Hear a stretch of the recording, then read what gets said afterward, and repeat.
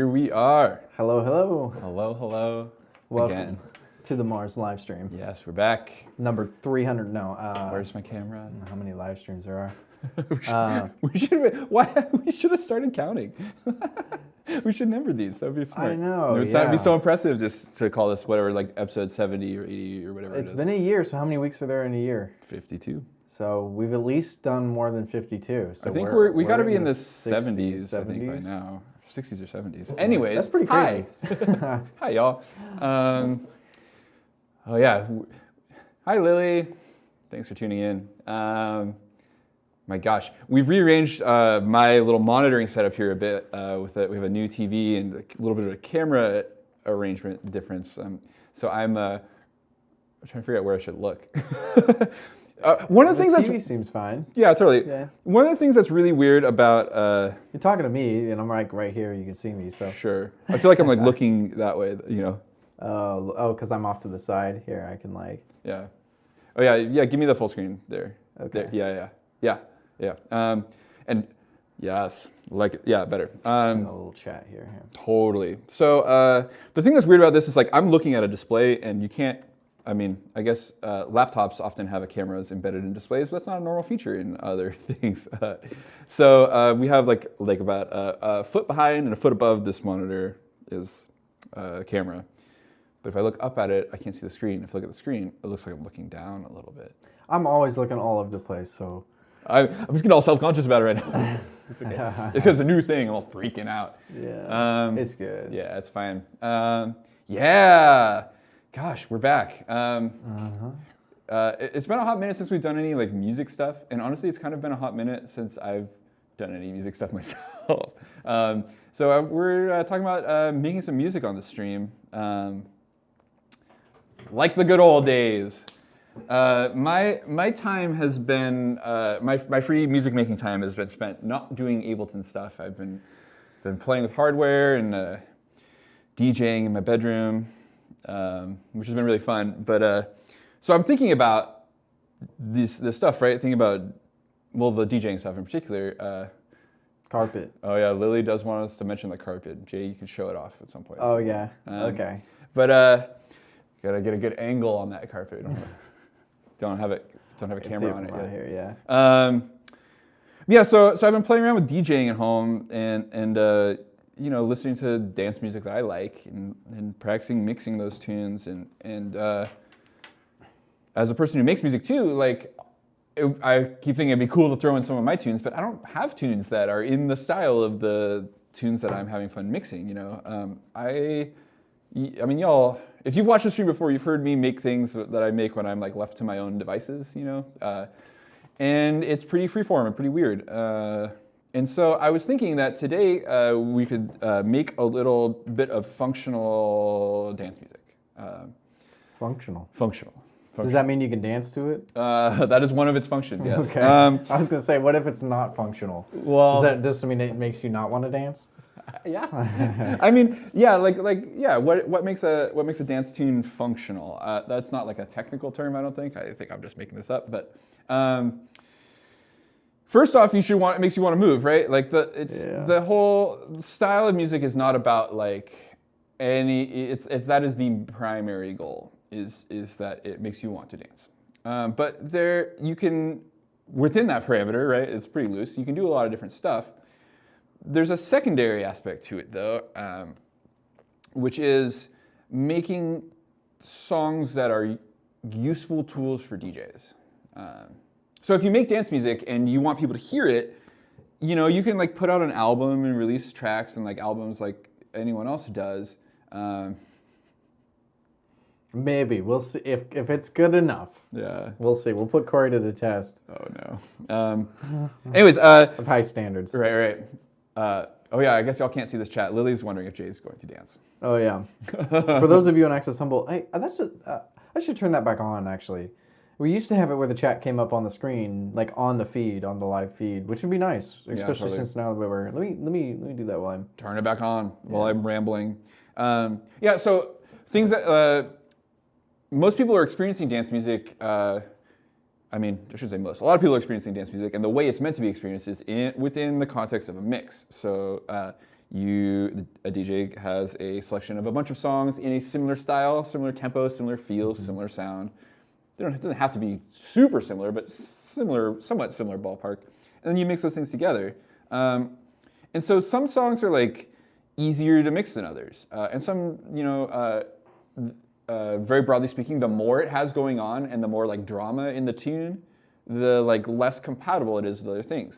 If you have a tune that's just like a repetitive 1-bar rhythm of drums and nothing else, you can play along with pretty much anything. And so if you're thinking about the job of the DJ in a continuous dance music context, that's to transition between songs in a smooth way so it feels like one long song. You can design tracks that you make in ways that makes it easy for DJs to do that. I'm going to say some things that are kind of genre dependent because different styles have their own idioms around this. Like hip hop DJs don't do a lot of long blending, but like techno DJs pretty much blend I've the done entire some time. long blending in my time. Different kind of blending. Yeah, though. Totally. You might quickly transition, the tune hits its outro where the tune pretty much ends. There's a little outro, and the intro of the next tune fades in across that. And that's a really basic, simple way to mix. But if you have like a techno track or like a progressive trance track or something like that, you can build it in with these long sections of transitional material at the beginning and end that give DJs a bunch of stuff to work with. So I'm going to get into Ableton and start nerding out about this stuff. We didn't need to check your NDI source. Oh yeah, it's up. Cool. It's on. I'm going to scale my display up for myself and the folks at home. They are.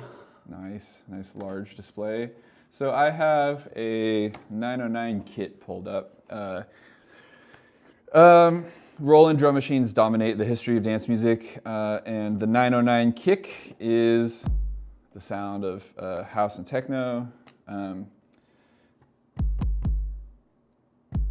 This default preset is peaking, and I'm right away noticing that something glitchy is happening.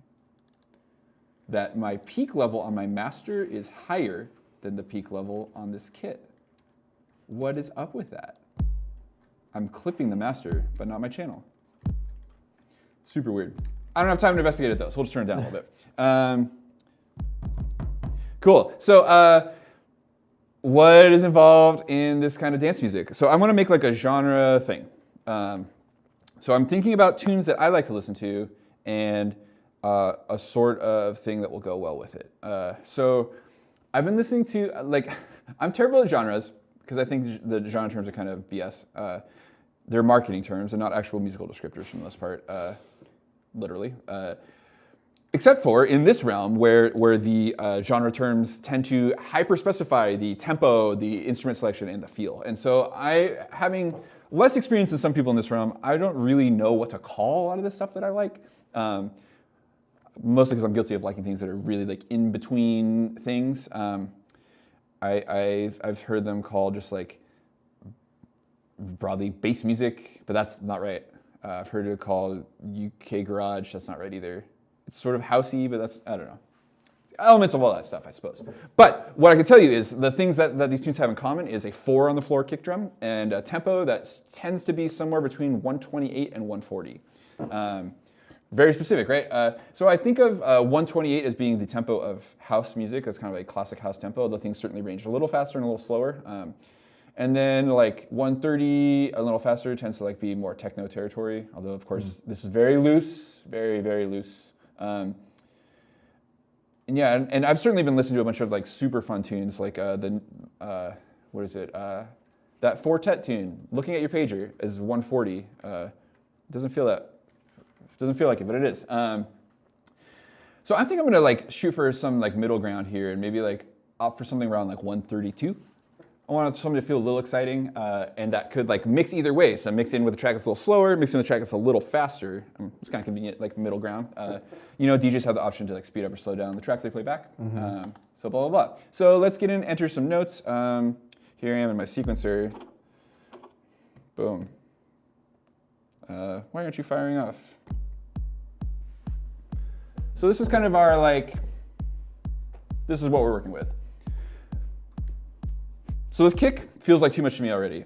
I want it feels like too much like boom and like not a lot of character to my ear. So I want to, I'm just gonna shorten it, see if that, yeah. So it's still got that thump, but I like that it's just like brief and kind of percussive. Yeah, so I'm gonna start with that. Fun. So this kit has, your generic 909 stuff in it. And so I'll probably kind of do this thing of building up a bit of a loop and then retracting it. So there's this kind of, there's this classic feel of this offbeat open hi-hats. I don't care for that one bit either though, so let's modify that sound as well.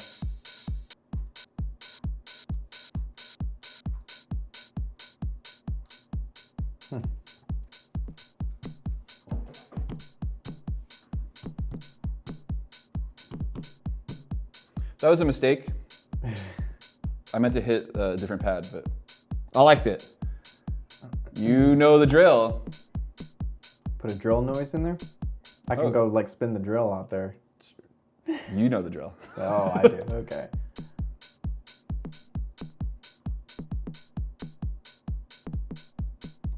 That's fun. I'm just trying, we're going for dumb fun. So let's crop this clip, and I want to quantize it.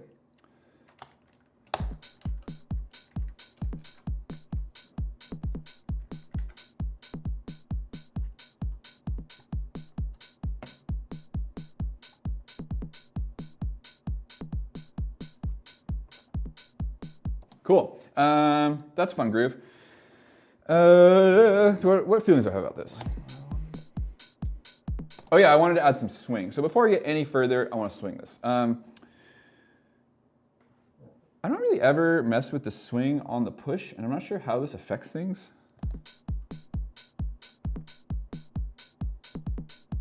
So this is it looks like it's a pre-note entry thing. So if I enter a note now that it's swung, it'll probably be a really late note. Let me know if you want me to go to a top-down view for you.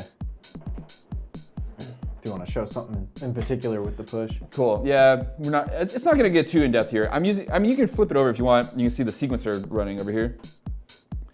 So I'm using the push step sequencer feature, which is one of its better features.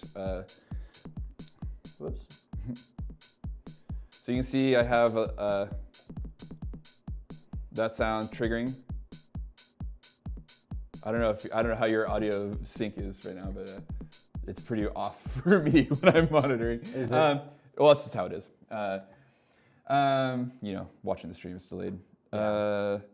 So I think this is cool. It looks like the swing amount is just maybe adjusting the clip, but since I don't have any swing inserted, it's not doing anything. So let's create some swing from the groove pool. So we'll go into our grooves and pull out something that feels right. There's some interesting, quirky named grooves in here that I couldn't really tell you anything about. But I'm just gonna go for a kind of a straightforward sort of a thing. So we're going to add, let's try adding some swing. Well, in this field, I think we're gonna want swing 16ths because we want our 16th notes to swing. We want our 8ths to be right on the offbeat. So we're gonna pull up in a pretty swingy feel. Let's go with the swing 70. And now that it's in our groove pool, we can add it to our clip. Yeah. Now it's funky. Lily's asking if the button color changes depending on which instrument you Pull use. out the view, I'll explain it. Yes and no. In this view, right now, it's the way the drum sequencer works is it's split into a few quadrants. The lower left section here these are your playable pads. And the blue one is the currently selected pad. So then when you've selected the pad, up here in the step sequencer, entered notes are blue. And if if we enter different velocity values, they'll like get darker or brighter depending on how loud they are. And then this section down here is our like length selector, so we can have between 1 and 16 bars. So you notice that these colors are pretty wacky looking. We're seeing some like terrible like scanning on the screen here because of the frame rate of the camera. But you'll also notice that it looks like there's 3 different colors here, but there's only supposed to be 2. There's these like kind of salmon looking ones that's like the currently selected 2 bars. Or if you just select 1, it's just 1. And then the rest of these are all supposed to be white. But to my eye, these are the only ones that look white at all, and the rest of them look clearly pink. And it's way worse looking on the camera. So the colors are telling you something, the colors are not telling you as much as it looks like they are, which is kind of annoying.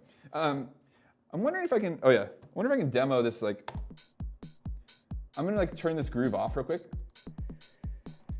Oh, here, we'll enter the offbeat closed hi-hats. So open hi-hat on the offbeat, and then on the in-between offbeats, bloop, bloop, bloop, bloop, bloop, bloop, we get the offbeat 16ths with the closed hats. These are probably gonna be too loud, so I'm just gonna turn them down right away.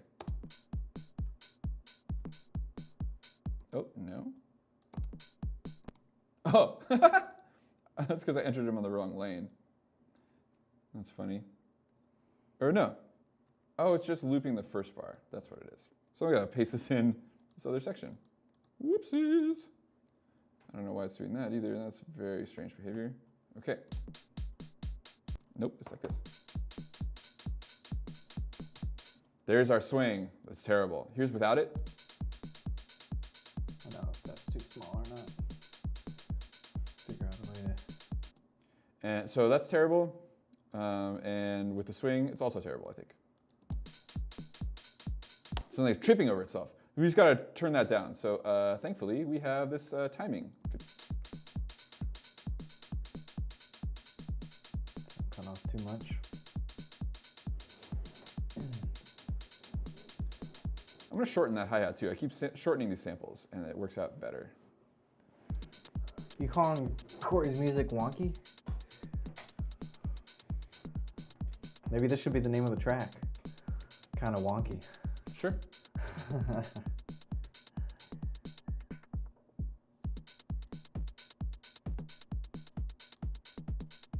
So let's characterize this. Like this is like it's kind of sounds cool. I like this sort of thing. Nope. But right away, I like that like idea of that like weird whatever that instrument is. This snare comes off really cool for some reason. So I want more control. So I'm going to duplicate this track and delete everything but that snare. And then I'll delete that snare out of this track. Fire it off. Now it's on its own track. That's a snare. Whatever, if you say so. Let's pitch this thing down an octave. This is going to be our bass. Or it's going to be like a kind of...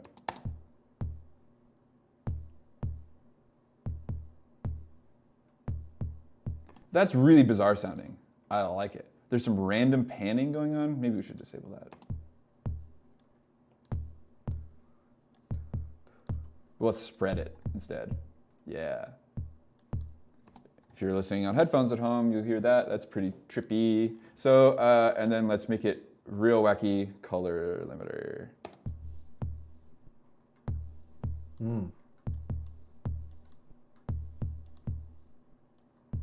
That's cool. I don't like that like pop at the end when it like cuts off, so I've faded it out.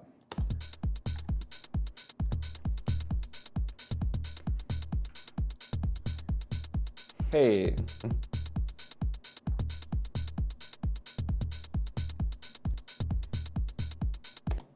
I dance to that. Cool. Yeah. That's all it takes though, you know, like, so now like whatever, like if this makes you want to move, then we've done a good job.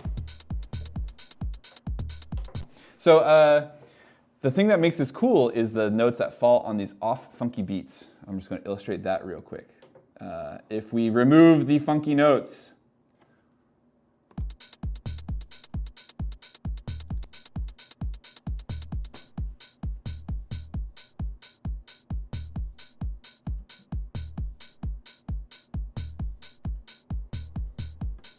less cool, you know?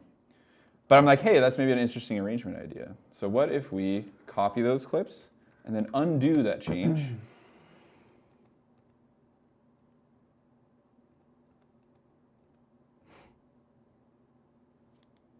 And then paste it in. Oops. Finally found the link I was looking for.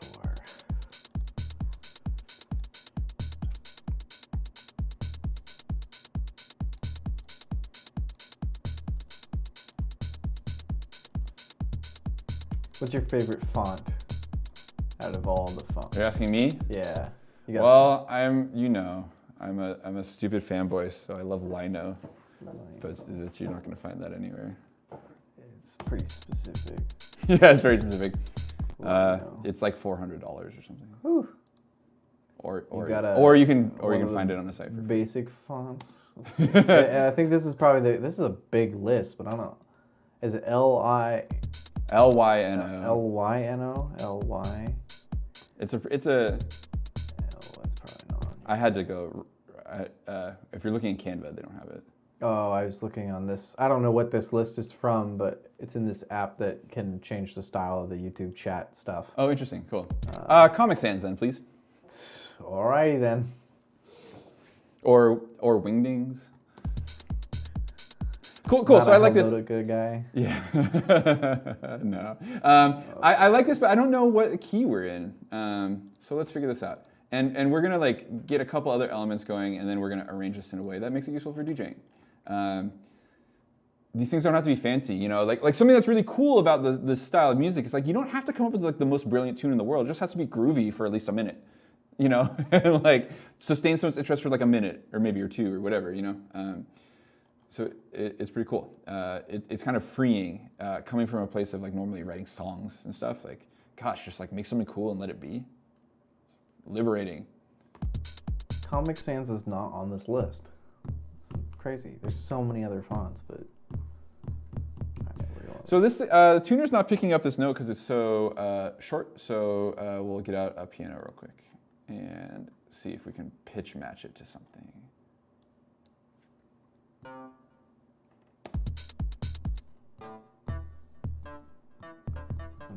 It's a note in between those two notes, which means that's an E flat. Scale, E flat.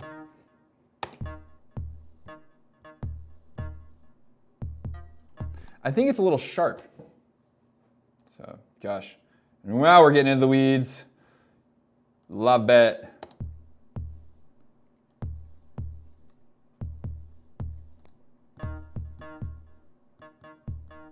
Yeah. Cool, better.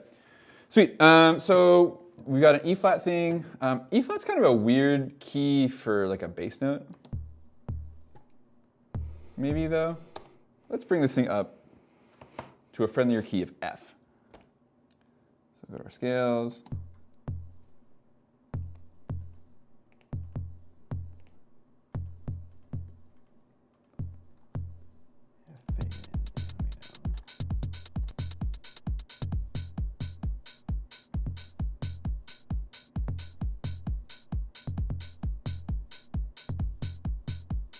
Cool. Pleased with that. Let's add some more stuff. What do you think? You got any thoughts, Jay? Things you want to hear in here? The flamingo. The peacock? I didn't get around to tracking that sample down. What about the Ninja or the I didn't grab that thing either. So many good ideas. I thought maybe you just had them in your back pocket. Well, I've been meaning to grab my drops from that. But no, not yet. Okay. Let's find some just like, let's just record something weird from Animo. I brought my iPad. I brought my favorite iPad synth. So this thing's called Animo. Let's see it here. Whoops, wrong one. Oh, if it would continue to work. Did it just freeze? Whoa. It froze as soon as you changed your screen. That's funny. Was my whole iPad frozen? As soon as I try to show anyone anything on it. So this is Animo.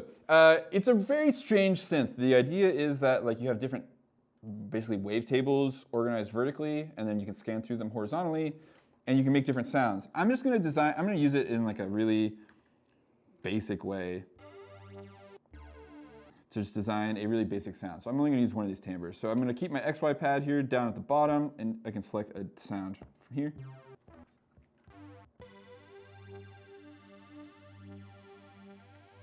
That's pretty fun.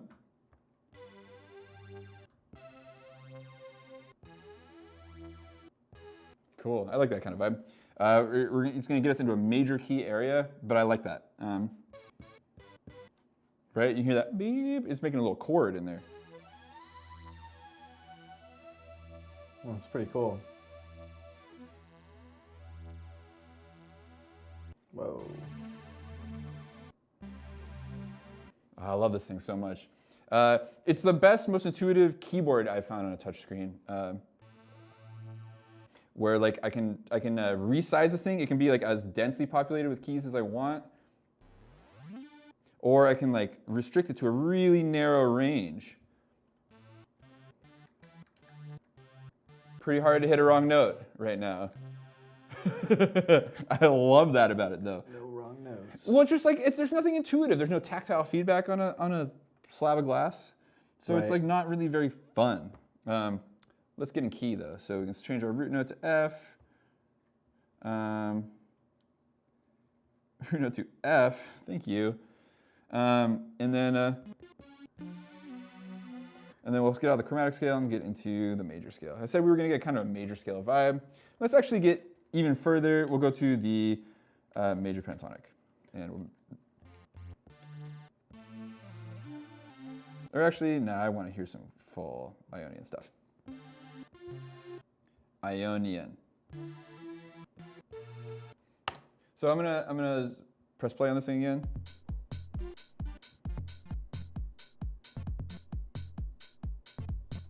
I want minor. I'm dancing, you guys just can't see it. Let's see.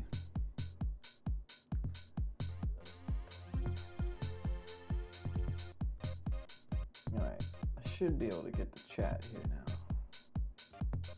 Matter of where it wants to go. Whoa. Well, I won't show up quite yet. I gotta go.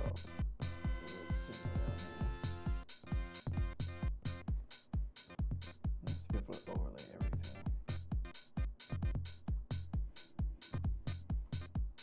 There it is.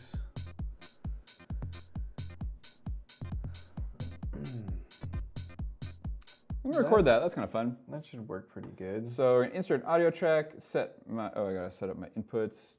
Oh no, they're set up. I'm not really sure whether this thing outputs.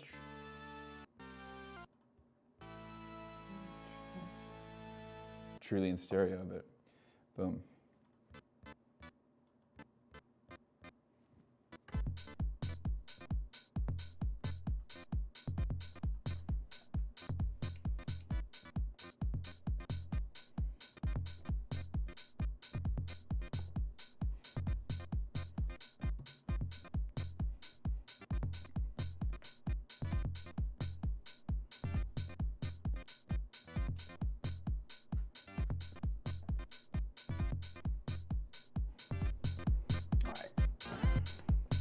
Alright, we should have a chat working now, so our folks watching on Access Humboldt can see what people are talking about on YouTube. Cool. Send another test chat here. I might have to make it a little bit bigger. It seems a tad bit small. So I thought that went pretty well. I'm going to, because we're making nice, tight dance music, I'm going to quantize this and then apply our groove.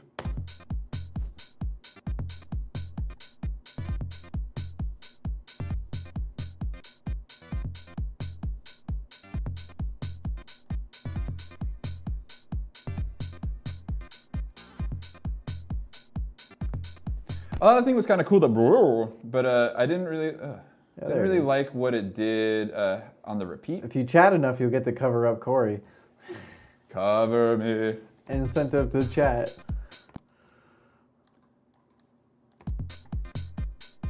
Let's see, where's my font size in here?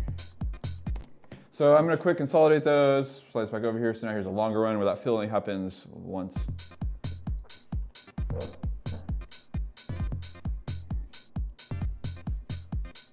The chat does work, yep. You can see it on the stream. Wonder what it sounds like pitched down here. Is that... Uh-oh.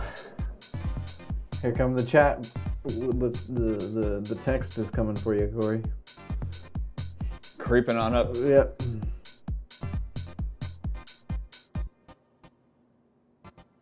I don't know what happens if you type a really long message. Maybe it like will go across. It might go across the whole screen, actually. Cool. How are we doing on time? 5:30. Let's add. Oh yeah, I wanted to grab that sample. So a huge. Oh, should we sample this?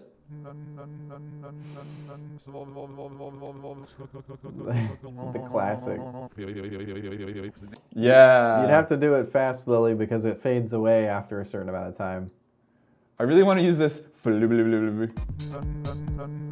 Oh wait. That sounds like it actually like fits our groove. Oh, it warped it. No. Like that though.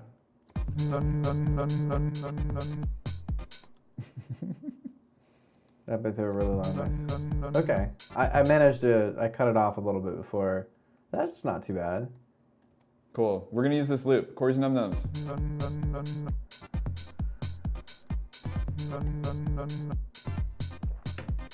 Cool. Oh, a lot of the music that I'm stoked on has like all these kind of like tongue-in-cheek, like really strange I guess I can't put it that way. little sounds in them. You know, they're silly.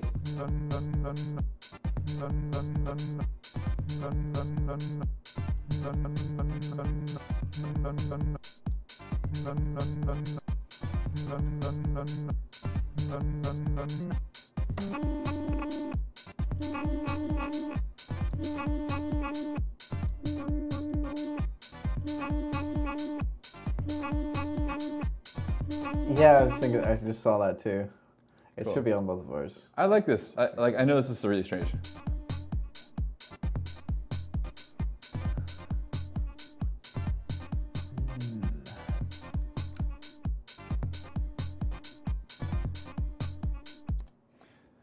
Let's automate it.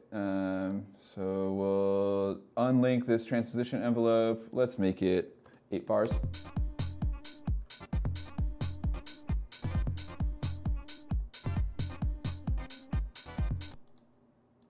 Shut down when source is not visible. Do I want to do this?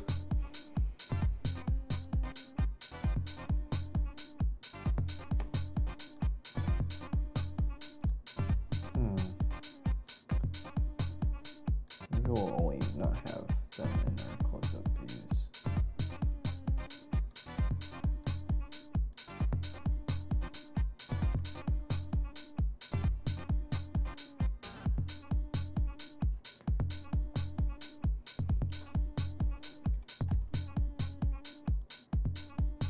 Kind of sounds like a cat. Little nyan cat vibe. That like noise that they make when they see a bug or something. Yeah. Yep. Okay. All right. That's a sample of something. That wasn't what I was reaching for though. I was trying to find. Is it not here? Oh man. Well, cool. I have a few random acapellas here. So let's pull one from this track. Love can touch us one time and last for a lifetime. Okay. Once more. What are these recorded on? They sound. Oh yeah, it sounds wacky. Yeah. These are AI separated stems. Okay. The artifacts are from. It's like sounds like a bad MP3 because it's it's like glitching on the, like removing the cymbals. We'll just use that. That was one mixed with the weird artifacts. Sounded very surreal. Totally. Yeah. This is like this is the sound of like a lot, like I was saying, there's these kind of like weird artists that I've been listening to making this kind of weird nebulous music, and this a common feature of a lot of it is like pitched up vocals, but like weird decontextualized vocal samples in particular, you know? So let's set up an intro, and we're gonna set this up in a way that's like easy to like DJ to, right? So let's, oh, cool. They provided this. I love this. I was gonna make this, but it's here already. The click layer for the kick. Cool. Kick layer. The click layer. So, you know. Click or kick? Well, it's the click layer of the kick. Oh, okay. Without it and with it. I don't like how loud it is, and I'm gonna go in here and turn that down, but it's a helpful tool.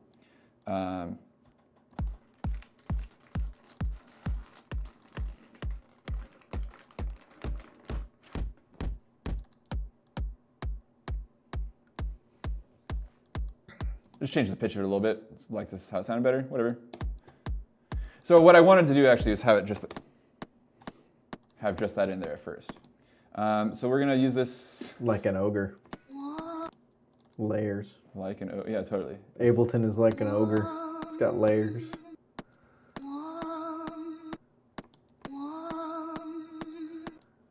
You need to turn on a Shrek theme for your Ableton. All green.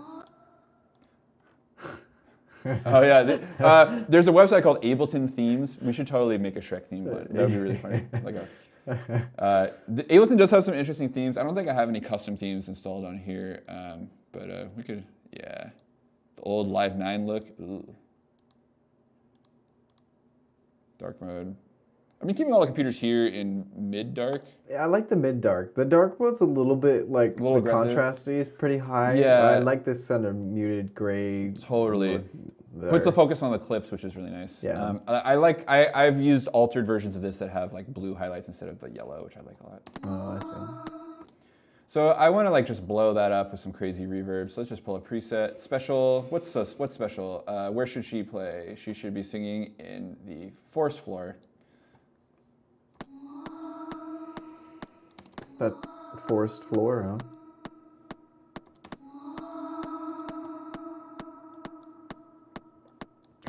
We just, I just watched through The Sandman. Oh yeah? And I feel like they could have done a lot more with the sound design in that. Blame Walter. Like, it could have been, they could have done some really cool stuff. And I feel like I wasn't necessarily impressed by the sound design. Which I feel like, you know, when you're in this dreamscape, it could have had some pretty cool, you know, they could have done some really cool stuff with the sound design and the composing for it. I just feel like the music was sort of uninspired. That's a shame. It would be, you know, it's such kind of a cool, you know, like location, I guess, like this dreamscape that I feel like could have used some. It's like an underdeveloped sound world. Yeah. Visually, definitely it was like obviously restricted, probably based on budget rather than anything else. But you know, the effects weren't the best either. I feel like if they go back for a season 2, which it seems like probably is, judging by seems like it was fairly well received. Probably up their visual budget, but still, like, it was more, you know, there was definitely some just like there's placement on the visuals over the sound for sure. Totally. So, while Jay was commenting on that movie, I haven't seen it yet. I'm really stoked to watch it, but I'm gonna take my time and like actually sit down with it. Yeah. It's hard to sound like. It's hard for sound to live up to the visuals. I think it's just a thing. Yeah. The only thing that's ever really given me chills that I can think of recently is the sound design for Godzilla and the King of Monsters movie.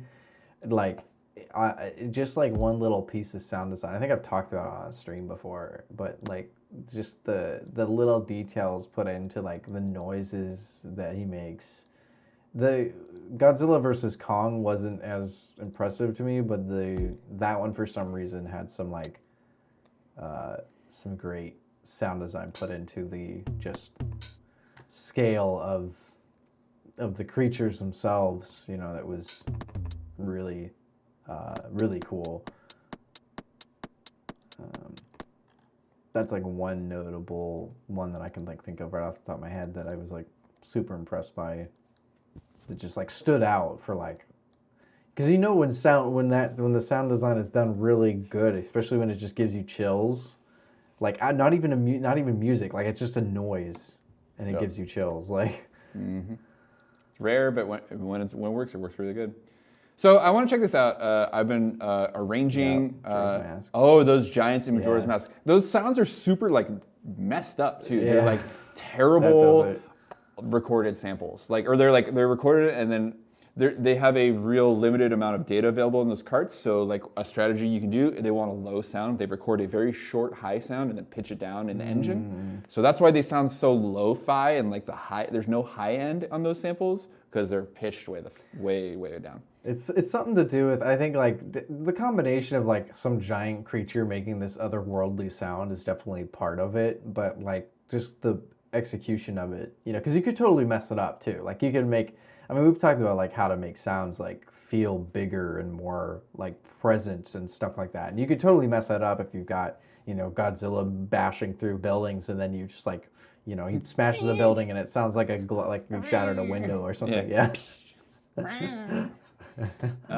Okay, let's listen to this. So what I've done is so I'm thinking about like DJing stuff, right? And so like what would like a DJ want from this? I probably even like made this a little like not blocky enough. I'm gonna blockier it out more. So my thinking here is that like I want things to change super regularly. Like you should be able to guess what the song is gonna do. It doesn't have to be like this, but it makes it easy for anyone to use. So I'm thinking about this as being a functional tool, right? Like someone can use this in a set to like insert and make a sound, transition between one thing and another thing. I'm gonna add some limiting to the master bus just real quick because we'll like it. It's strange, but I like it.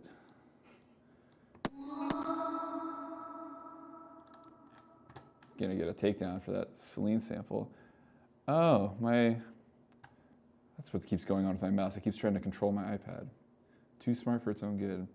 Okay, so I have this set up so things only happen every 16 bars. And every 16 bars is more or less a thing on its own, like an arrangement concept. The drum, like something changes every 16 bars. And yeah, I actually don't really know how this is gonna sound. And I don't have any of my cool little pointer sounds in here. Like, like there are like risers and crashes and all that stuff, but whatever. Let's just see how it makes us feel. Probably, because I just tell you right now, we're gonna hate this sample unless we do something about it. So we're gonna automate some filter on it. And we'll have it open up and then like come in there.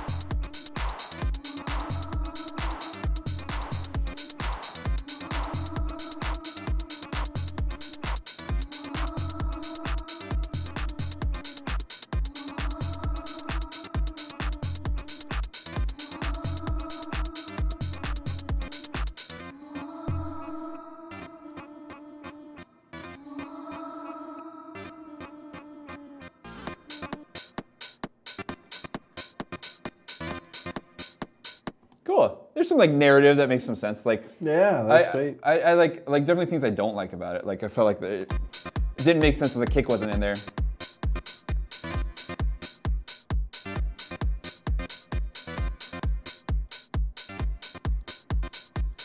I wonder what these would sound like pitched down an octave lower too. Like they're fun down, like, oops. Oh,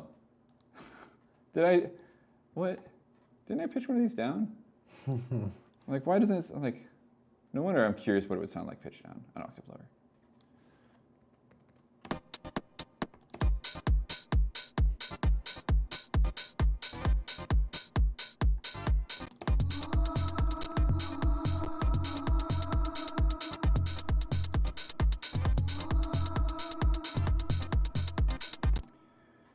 Let's do another like auto filter thing to that like sample, and we'll do the reverse one. So we'll like close it by raising it here, and she'll go away.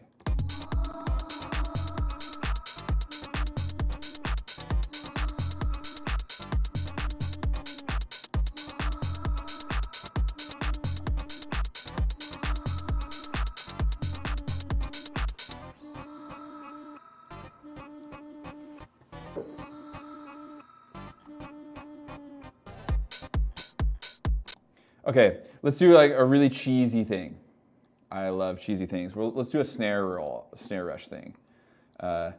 This is a classic.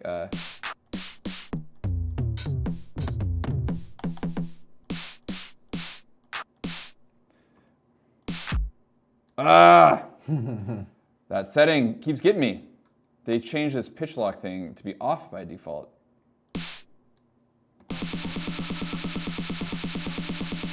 Wow. So that's crazy sounding. It's cool though.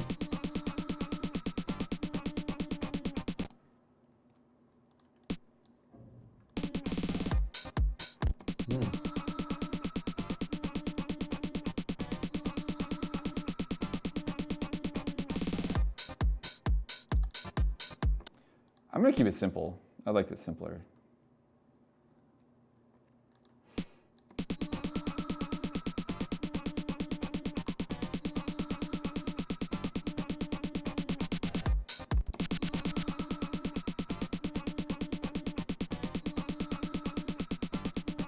So to make this do something that makes sense, I think I'm just gonna go and try and draw a little velocity increase.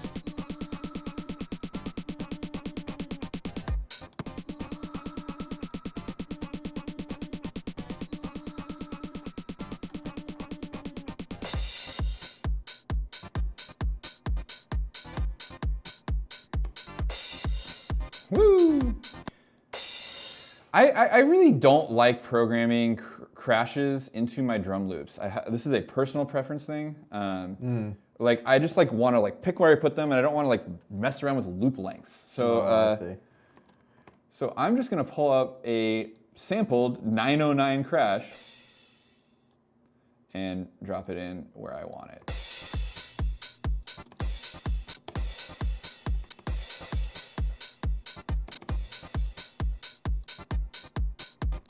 And let's put a few of those in a couple spots. I think those are important sounds to have. Little signifier.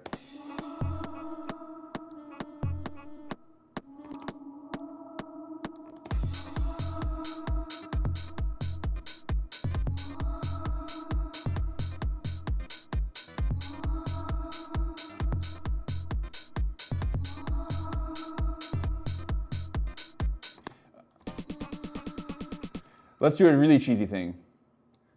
This is a 90s trance sound. Where you like 1, 2, 3, 4 on the crash at the end.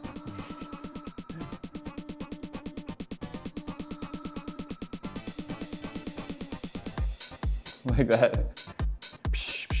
Super cheesy. Yeah, cool.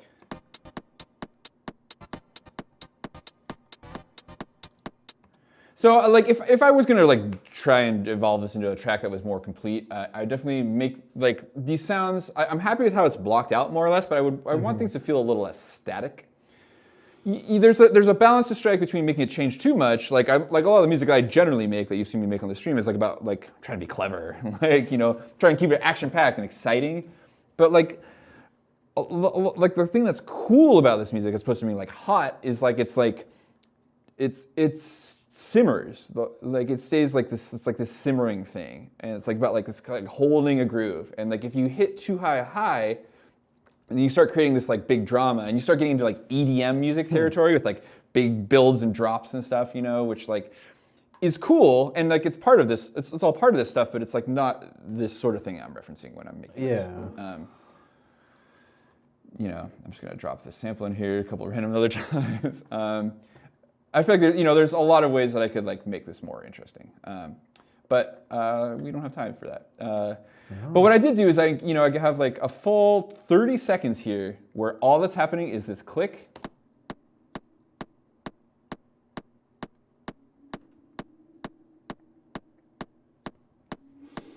And so like something I know that if I'm a DJ and I'm mixing this in with another track, I don't have to do anything. I don't have to EQ out any lows. There aren't any lows. I don't, I can, if I'm using sync, I can just hit play and I'll know that as long as I hit it at the beginning of a 16-bar phrase, the phrases will line up and I can just roll with it, Sick.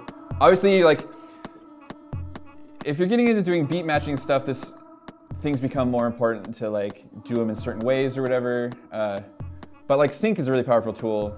I'm personally of the mindset that you should not be afraid of using sync, because who cares? It's supposed to stay in sync anyways, and like nobody is impressed if you beat match correctly, but people are pretty bummed out if you fail. I see. Anyways. Pretty groovy. Yeah, I think I've accomplished what I set out to do. Oh. I'm not gonna win any awards for this one. You're not gonna go in the boiler room next week? Not with this one tune. You just repeat it. It's some of them were like going back and like doing the same. It'll just for half an hour. Totally. The cool thing about since I produced this track, I could DJ with the stems of the track, which is fun. Or I could even like do it in Ableton. Like, there's this whole like, I could be doing this, like making a live mix of this in Ableton with these different clips if we really wanted to. But I don't know. I feel like I'm gonna run out the clock trying to demo that for you. We've never really like. You gotta break out your DJ set once you're ready to. Yeah, so I was thinking about doing that here. I'm happy to demo that on the stream, but so much of the music I'm playing will get us get issues. I have a lot of unreleased stuff, but it's probably on YouTube. Like a lot of unreleased music makes its way there, and so like I don't have enough original things that are in the same style to like make a set out of right now. Like my productions are really all over the place because I've never been goal oriented about it. Like is it usually what they do on there? They've got like the set that they play from that's their own stuff, and they. I mean, it's a huge variety out there in the world of DJing. Yeah. But most of like the artists who are known are playing their own things, and they're like known as producers, and they go out and DJ. And there's like people who are DJs who like don't produce, but like. I don't know. The people I'm paying attention to are producers who are out playing their own tunes mostly. Yeah. Because that's exciting. It's cool and right. You hear something different. Yeah, and then you can also like they have more flexibility with it because like I said they can use pieces. Like we were watching a stream where like the vocals on the track were on a separate player from the instrumental, so that like you could like. Fade out the instrumental and fade in a new one and keep the vocals playing. So like that kind of stuff. Cool. Like if you have access to the stems, you can do a lot more in-depth, intricate stuff. So I've been thinking about this, and we'll just have to like figure out how to do it. Or we could just do it and not care too. I mean, I want to see you keep talking about the animals. I want to see like that would be a cool set. Like all just like this. Like a zoo, like you've got all the different animal sound effects that you can like mix together like a... Getting a set of tracks together that sound like that is the hard part. But we could totally, I made a PSA like this years back. I found it when I was going through the archives. Oh, really? Yeah. It's called Animals Do Art. And it was a beat made out of all animal noises. That's cool. Too bad we weren't doing streams back then. That would have been a cool thing to show off. Yeah. Anyways, yeah. It would be cool next time, though. Yeah. Something I like guess that. we should close out for today since we're getting close to the end. I do want to bring the DJ controller in because I've been having fun like showing that to people. Yeah, I think it's most cool. of us It looks understand. cool, too. Yeah, it's interesting. I think most of us understand like what guitar players are doing and what drummers are doing, what singers are doing, and even keyboard players. We get what that's about. Most of us have like at least seen people playing musical instruments or probably even tried it ourselves. DJing isn't like that. It's really strange looking. I mean, a lot of people are exposed to it and have had a chance to play around with it, but a lot of people haven't, and it's certainly not as prevalent as guitars, and it's a little, there's a little higher barrier to entry, but the technology is it looks a lot more complicated than it is, like a lot of these things, but I could explain to the stream how it worked very quickly. I'll try and get it together. Cool. Alrighty. Well, thanks for hanging out and listening to this silly tune. Yeah, next week, we might be at a different time. We'll keep you updated on the socials. Yeah. So stay tuned. Go find us on the Instagram. We'll be posting about that. I think we're not sure yet, but we'll be here. Okay. We'll be streaming either way. Somewhere, sometime. Yep. See y'all. Until next time.